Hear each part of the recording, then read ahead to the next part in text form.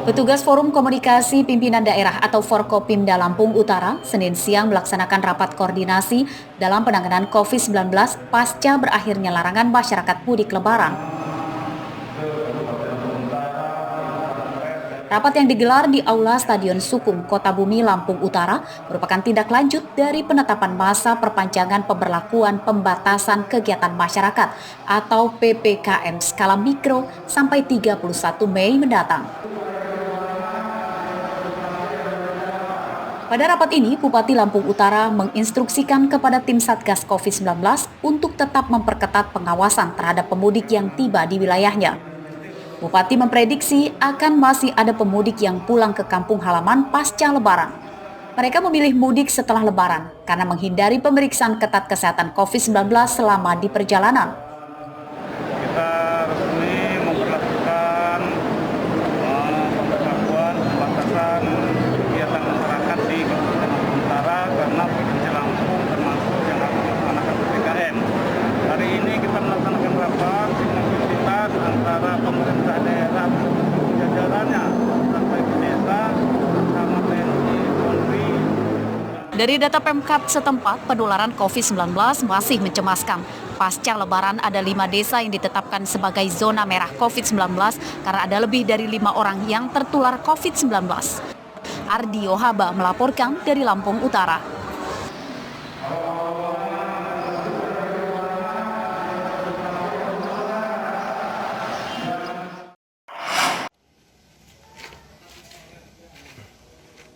Rumah milik Wahyu Perdana yang terletak di Kelurahan Langkapura, Bandar Lampung, disatroni gerombolan pencuri.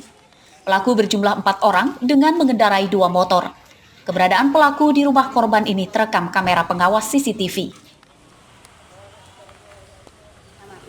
Cara jalannya, kan jaket hitam, percis sama.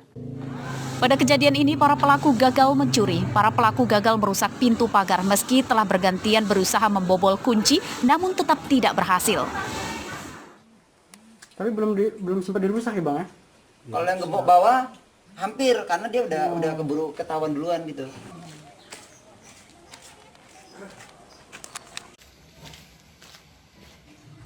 Gerombolan pencuri yang diduga menyasar motor ini kabur setelah kepergok tetangga korban. Korban pun kemudian membuka rekaman CCTV yang terpasang di rumahnya. Cirinya sama kayak yang ngambil motor di bawah masjid. Yang gemuk ini. Ketahuan 4. Nah, kalau Siapa ngerusak ini Bang, yang ngerusak gembok atau gimana Bang? Iya, dia ngerusak gembok. Cuma kalau ngerusaknya itu dia rapi, dia nggak kayak yang waktu pertama saya pernah kan ini kan pernah dibobol juga gitu. Cuma sampai ngerusak gembok, kalau yang kedua kali ini dia nggak ngerusak gembok. Berapa gembok yang dirusak semalam itu Bang atau kemarin? Kalau yang kelihatan itu kalau nggak salah 1 gembok, kalau nggak salah apa. Posisinya di sini memang waktu itu 3 gembok. Cuma tahu yang dirusak berapanya nggak, ini kayaknya sekitar 1 sih. Menurut korban, upaya pencurian di rumahnya sudah terjadi 2 kali. Sebelumnya, kawanan pencuri pernah menyatroni rumahnya. Pada kejadian awal, pelaku sudah masuk ke lingkungan rumah namun gagal mencuri karena dipergoki warga. Upaya pencurian di rumah korban ini tidak dilaporkan ke polisi. Robi Laste melaporkan dari Bandar Lampung.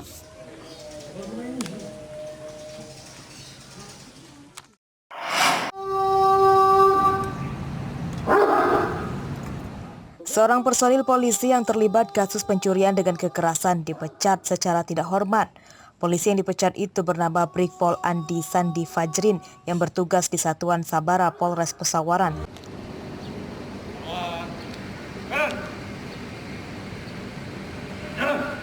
Pemecatan Brigpol Andi Sandi Fajrin ini dilakukan saat apel pasukan di halaman markas Polda Lampung pada Senin pagi yang dipimpin oleh Kapolda Lampung Irjen Hendro Sugianto.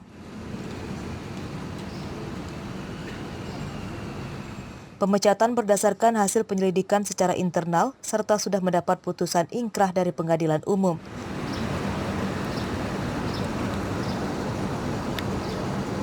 Dalam polisi itu ada aturan. Semua organisasi ada aturannya. Yang bagus kita kasih reward, yang kurang bagus kita kasih punishment. Jadi saya minta anggota-anggota Polri, anggota Polda Lampung berbuat baiklah akan dapat reward. Dan selalu saya ingatkan, selalu bersyukur atas nikmat yang diberikan oleh Tuhan bahwa kita dikasih pekerjaan. dan kita tidak tertantang dari polisi. Gitu. Maka kita bekerja dengan baik sesuai dengan tataran aturan. Pada apel pasukan ini, Kapolda Lampung mengatakan tidak segan-segan memecat anak buahnya jika terbukti terlibat pada kasus kriminalitas dan narkoba. Selain memberikan sanksi, Kapolda Lampung juga memberikan penghargaan pada anak buahnya yang berhasil mengungkap kasus kriminalitas umum dan peredaran narkoba. Babila Stem melaporkan dari Bandar Lampung.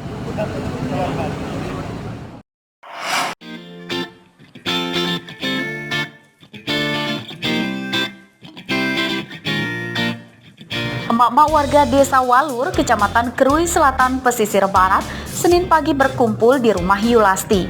Kegiatan itu ternyata mereka lakukan hampir setiap hari.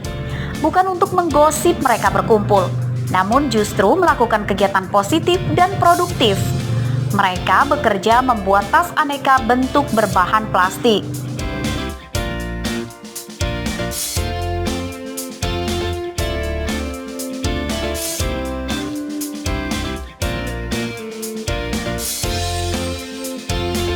Penuh ketekunan, mereka menganyam bahan plastik itu menjadi berbagai model, mulai dari tas belanja hingga tas main. Perpaduan warnanya pun bervariasi. Siapa sangka, tas-tas cantik itu berbahan tali dari bekas limbah plastik.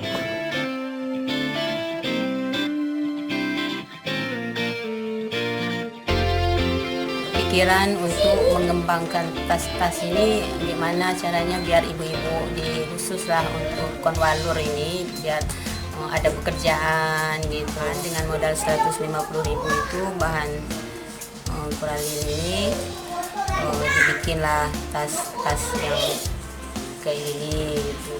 Habis itu dijual lah ke pekan-pekan. Salah satu organisasi penyalur zakat pun akhirnya tertarik membantu permodalan dan edukasi. Selain itu juga mengedukasi masyarakat tidak menggunakan tas belanja sekali pakai untuk mengurangi sampah plastik.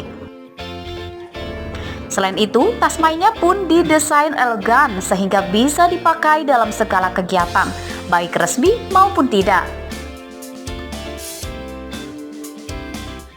Dengan kultur budaya kita masyarakat Indonesia sekarang kan harus mengurangi sampah plastik dalam berbelanja. Jadi idenya itu mengurangi sampah plastik ketika belanja.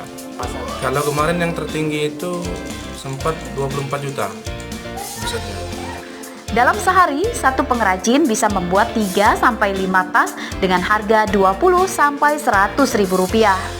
Wajar saja hal itu karena semua pengerjaannya dilakukan dengan tangan. Selain sejumlah provinsi di Indonesia, pemasarannya pun sudah merambah ke pasar internasional seperti Prancis dan Jepang yang ditawarkan melalui media sosial. Rosandi melaporkan dari Pesisir Barat.